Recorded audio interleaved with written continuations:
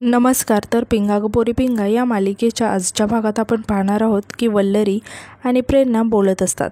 आता प्रेरणा वल्लरीला म्हणते की श्वेता आणि तेजा चांगलाच रांगोळी काढण्यात रमलेल्या दिसत आहेत. तेव्हा वल्लरी म्हणते की हो, श्वेताताई तर आपल्या कलाकार आहेतच, पण तेजाताईंनी यावर्षी जरा जास्तच इंटरेस्ट घेतला आहे ना. तेव्हा प्रेरणा म्हणते की चला या दोघी काय करतायत ना बघूया तरी, असं म्हणून त्या दोघी आता बाहेर येऊन बघायला लागतात आणि तेजाची रांगोळी बघून खूपच शॉक होतात. तर तेजा रांगोळी काढत असते आणि श्वेता डोक्याला हात लावून बाजूला बसलेली असते. आता वल्लरी आणि प्रेरणा खूपच शॉक होतात आणि तेजाला म्हणायला लागतात की हे काय करून ठेवलं आहे. आता वल्लरी श्वेताला म्हणते की अहो तुम्ही बघत काय बसलाय, त्यांना अडवायचं तरी, अख्ख्या रंगाचा पसारा करून ठेवला आहे. तर प्रेरणा म्हणते की तेजा अगं रांगोळी काढतेस की रंगपंचमी खेळते तेच कळत नाही आहे. तेव्हा तेजा म्हणते की छान आली आहे ना पण रांगोळी, म्हणजे भारी नाही आहे पण त्यातल्या त्यात तर मस्तच आहे. आता वल्लरी म्हणते की तेजाताई तुम्ही ऐकलं नाही का आम्ही काय बोललो ते, तर रंगाचा पसारा वाटतोय हा, नाही चांगली वाटत आहे रांगोळी. तेव्हा श्वेता म्हणते की बघ तरी, मी कधीपासून सांगते हिला की मला करू दे आणि म्हणते की मी चांगलं करत होती ना, कशाला मध्ये आलीस. तेव्हा तेजा म्हणते की मी काढते ना रांगोळी, मला काढू दे ना, आणि तुम्ही जा बघू इथून सगळे, मला जरा लक्ष देऊन करू दे. तेव्हा प्रेरणा म्हणते की तेजा श्वेता काढेल रांगोळी, तू एक काम कर, तू मला ना दिवे लावायला मदत कर. तेव्हा तेजा आता खूपच चिडते आणि म्हणायला लागते की काय चाललंय काय तुमचं, नाही येते मला रांगोळी काढता, त्यापेक्षा मी एक काम करते, मी माझ्या घरी जाऊन रांगोळी काढते, असं म्हणून तेजा तिथून जायला लागते. तेव्हा वल्लरी तेजाला थांबवते आणि म्हणते की नाही तेजाताई, एवढं काही वाईट नाही आहे, रांगोळी छानच काढले तुम्ही, तशी म्हणजे बघा ना सगळे रंग एकत्र खूप छान दिसत आहेत, हे आम्ही विसरलोच होतो. आता प्रेरणा आणि श्वेतासुद्धा खोटं तेजाचं कौतुक करायला लागतात. तेव्हा तेजा म्हणते की अगं जरा तरी खरं कौतुक करा गं, काय तोंडावर खोटं बोलताय, सगळं खोटं कौतुक करताय दिसतंय तुमच्या चेहऱ्यावर, त्यापेक्षा एक काम करा ना, आणि आधी जे नावं ठेवत होता ना तेच ठेवा, नको आहे असं खोटं कौतुक, असं म्हणून सगळेजण आता हसायला लागतात. आता श्वेता म्हणते की अरे चला आता आपापल्या नवऱ्यांना उठणं वगैरे लावायचं आहे की नाही, आणि ती पटकन म्हणून जाते की मी पण, आणि अचानकच शांत होते आणि तिला खूपच वाईट वाटतं. तेव्हा तेजा, वल्लरी आणि प्रेरणा तिघी श्वेताकडे बघायला लागतात. आता प्रेरणा श्वेताला समजावत म्हणते की श्वेता नको काळजी करू, सगळं काही नीट होईल, स्वामी आहेत ना आपल्या पाठीशी. तेव्हा वल्लरी म्हणते की श्वेताताई मला माहिती आहे तुम्हाला कैलास भाऊजींची आठवण येते आणि ते येणं साहजिकच आहे, पण आज सण आहे आणि आजच्या दिवशी असं उदास नका हो. तर तेजा म्हणते की आणि खरं सांगू का श्वेता, आजच्या दिवशी तुझा नवरा तो तुझ्यासोबत असला असता ना तर आजचा दिवस आनंदात नसता तर दुःखाचाच असता गं, म्हणजे त्याने तुला त्रासच दिला असता ना आजच्या सणाच्या दिवशी पण. तेव्हा श्वेता हसत म्हणते की बरं बाई तुझं बरोबर आहे, मी नाही रडत आहे, पण ज्यांचे नवरे चांगले आहेत त्यांनी तर कामाला लागलं पाहिजे की नाही. तेव्हा प्रेरणा म्हणते की अगं आमचे नवरे गाढ झोपले असतील म्हणून त्यांना उठवण्याची जबाबदारीने मी हर्षित दादांना दिली आहे, त्यामुळे आता येतीलच ते. तर दुसरीकडे आपण पाहतो की हर्षित, अजित आणि मनोज मस्त गाढ झोपलेले असतात. आता तितक्यात हर्षितला जाग येते आणि तो खूपच घाबरून जातो आणि टाईम बघतो आणि मनोजला आता उठवायला लागतो. अजित आणि मनोजला दोघांनाही उठवायला लागतं, तर दोघेही उठायला नकार द्यायला लागतात आणि म्हणायला लागतात की आम्ही खूपच दमलो आणि आम्ही नाही उठणार. तर हर्षित मात्र या दोघांनाही उठवण्याचा लगातार प्रयत्न करत असतो. आता हर्षित म्हणतो की अरे आज तर पहिली आंघोळ आहे ना, तुमच्या बायका तुम्हाला उठणं लावणार आहे. तेव्हा मनोज म्हणतो की बायका आमच्या त्या आम्हाला उठणं लावणार, मग तू काय एवढा एक्सायटेड आहेस. तेव्हा अजित म्हणतो की मला तर नाही आवडत अजिबात ते उठणं लावायला. तेव्हा हर्षित म्हणतो की अरे ही तर चांगली गोष्ट आहे ना, मी पण आता तेजाला सांगणार आहे की मला उठणं लावायला. तेव्हा अजित आणि मनोज पटकन उठून बसतात आणि आश्चर्याने हर्षितकडे बघायला लागतात. आता अजित म्हणतो की अरे हर्षित, हे लग्न झालेल्यांनीच लावायचं असतं. तेव्हा हर्षित म्हणतो की मी या सगळ्या गोष्टींना नाही मानत, हे लग्न वगैरे असतं ते ठीक आहे, पण मी आणि तेजा आता एकमेकांना नवरा बायको मानतोच ना, तर लग्न तर फक्त एक फॉर्मॅलिटी आहे आणि सगळ्यात इम्पॉर्टंट काय आहे तर एक दुसऱ्यांना नवरा बायको मानणं. तेव्हा अजित वैतागत म्हणतो की हे सांगायला तू एवढ्या सकाळी उठवलंस का आम्हाला.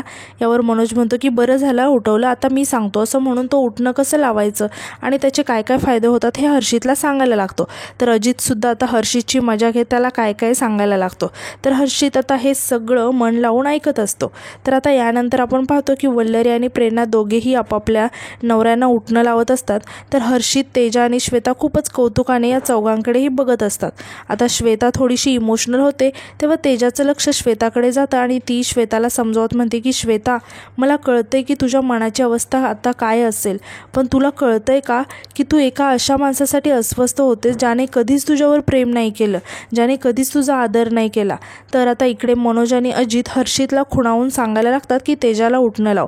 तर इकडे तेजा श्वेताला म्हणत असते की ज्या माणसाला तुला गमावण्याची भीतीच नाही आहे, श्वेता हे बघ, एक वेळ आयुष्यात पैसा नसेल ना तरी चालेल, पण रिस्पेक्ट हा हवाच. आणि प्लीज तू तुझं सेल्फ रिस्पेक्ट नको सोडूस. म्हणजे तुझं सेल्फ रिस्पेक्ट सोडून त्या माणसाकडे परत जाण्याची, त्याच्यापुढे झुकण्याची काहीच गरज नाही आहे आणि त्याच्यासाठी अश्रू गाळण्याची तर अजिबात गरज नाही आहे. आता हर्षित हळूच तेजाजवळ जातो आणि तेजाच्या गालाला उठणं लावत म्हणायला लागतो की तेजा, हॅपी दिवाळी. तेव्हा आता सगळे आश्चर्याने हर्षितकडे बघायला लागतात. तर इकडे मनोज आणि अजित मात्र दोघेही हळूहळू हसत असतात.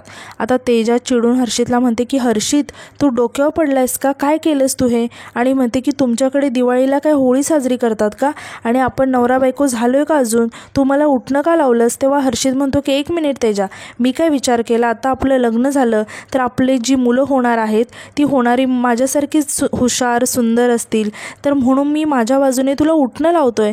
तेव्हा हे ऐकून आता सगळेच हसायला लागतात. आता अजित हर्षितला म्हणतो की हर्षित, अरे हे काय, उठण्याचा काय आणि ह्याचा काय संबंध आहे, आणि रंगपंचमीला रंग लावल्यासारखं काय उठणं लावतोयस? तर मनोज म्हणतो की आणि रंगपंचमीला वेळ आहे रे, दिवाळी आहे ही दिवाळी, असं म्हणून दोघेही हर्षितची गंमत उडवायला लागतात. तेव्हा हर्षित आश्चर्याने या दोघांकडेही बघायला लागतो, कारण या दोघांनीच हर्षितला हे सगळं करायला सांगितलेलं असतं. आता मनोज हर्षितला म्हणतो की हर्षित, तुला असं वाटतंय का की अशा प्रकारे उठणं लावल्यावर तुझी मुलं तुझ्यासारखी गोंडस, क्यूट आणि हुशार होतील? म्हणजे तुला काय म्हणायचं आहे, आमच्या तेजाताई सुंदर नाहीत आणि तू त्यांच्यापेक्षा जास्त सुंदर आहेस? तेव्हा वल्लरी प्रेरणा आता तेजाला समजवत लागतात आणि म्हणायला लागतात की अहो असं काही नाही, हे उगाच काहीतरी बोलतात, त्यांचं काही ऐकू नका. तर तेजा मात्र खूपच चिडलेली असते आणि ती खूप रागाने हर्षितकडे बघायला लागते आणि म्हणते की तुला काय म्हणायचं आहे रे, म्हणजे तुझं असं म्हणणं आहे की मी दिसायला सुंदर नाही?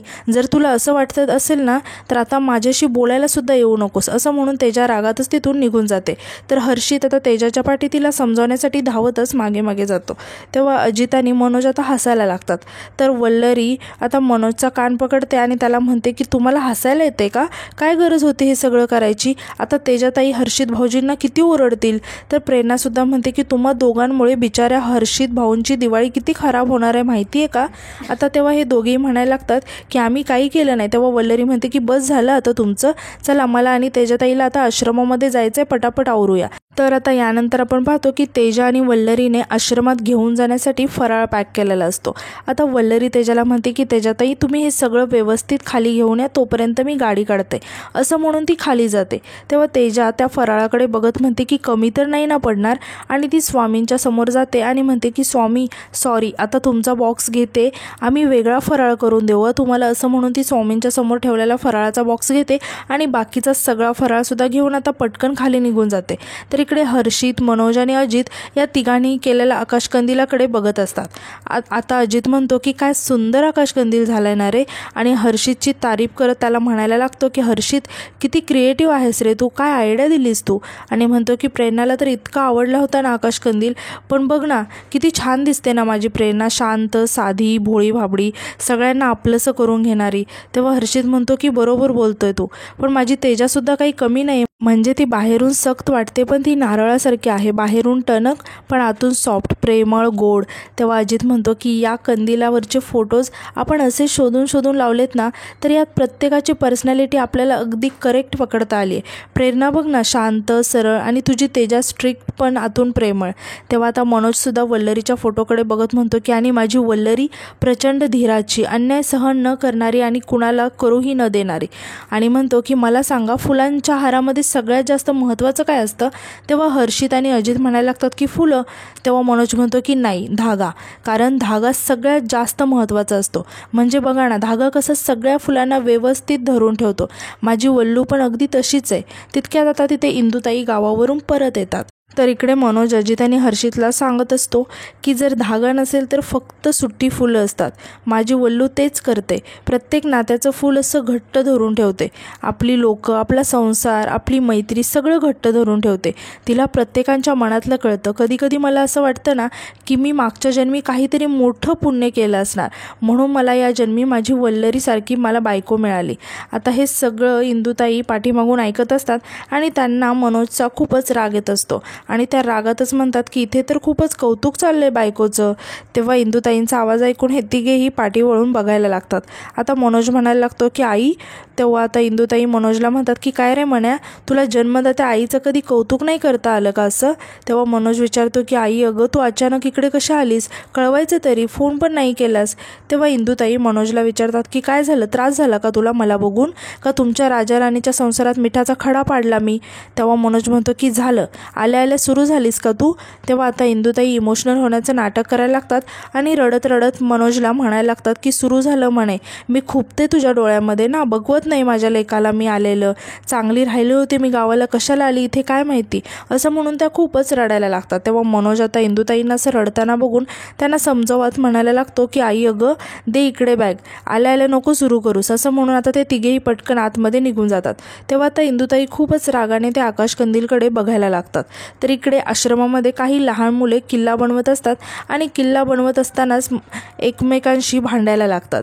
तेव्हाच आता तिथे मिठू येते आणि या सर्वांना शांत बसवत विचारायला लागते की अरे असं का भांडताय, आणि हे जर असं भांडत राहिलात ना तर किल्ला काय बांधून होणार नाही बघा, आणि आपण तर खोटा खोटा किल्ला बांधतोय. छत्रपती शिवाजी महाराजांचे लोक जर असे भांडले असते तर किल्ला बांधून झाला असता का?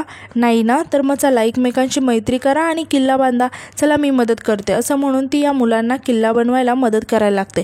तर इकडे वल्लरी आणि तेजा आश्रमातील सर्व मुलांसाठी फराळ घेऊन आलेले असतात आणि त्यांचं लक्ष अचानक आता लहान मुलं किल्ला बनवत असतात तिकडे जातं. तेव्हा या दोघीही किल्ला बघण्यासाठी म्हणून यायला लागतात आणि आजचा एपिसोड इथेच संपतो. तर उद्याच्या एपिसोडमध्ये आपण असं पाहणार आहोत की वल्लरी सर्व लहान मुलांना सांगत असते की चला चला सर्वजण हातपाय धुवून या लवकर. तर मिठ्ठूसुद्धा आता तिथूनच आतमध्ये जाते. तर इकडे आश्रमात त्या मॅडम वल्लरीला म्हणायला लागतात की मॅडम आतमध्ये सुद्धा काही लोक आहेत, मी त्यांना जाऊन देऊन येते. तेव्हा वल्लरी म्हणते की अहो तुम्ही कशाला जाताय, मी आहे ना, मी देते जाऊन. आता यानंतर त्या मॅडम आणि वल्लरी दोघी फराळ घेऊन आतमध्ये येतात आणि मिठूच्या रूमचा दरवाजा वाजवायला लागतात. तेव्हा वल्लरी म्हणते की ताई तुम्ही इथे द्या, मी पुढे देते. तेव्हा आता वल्लरीचा आवाज ऐकून मिठू पटकन पाठी वळून बघायला लागते आणि खूपच शॉक होते. आणि आजचा एपिसोड इथे संपतो. तर आजचा एपिसोड तुम्हाला कसा वाटला हे कमेंटमध्ये नक्की सांगा आणि उद्याच्या नवीन एपिसोडसाठी आपल्या चॅनलला सबस्क्राईब करायला विसरू नका. धन्यवाद.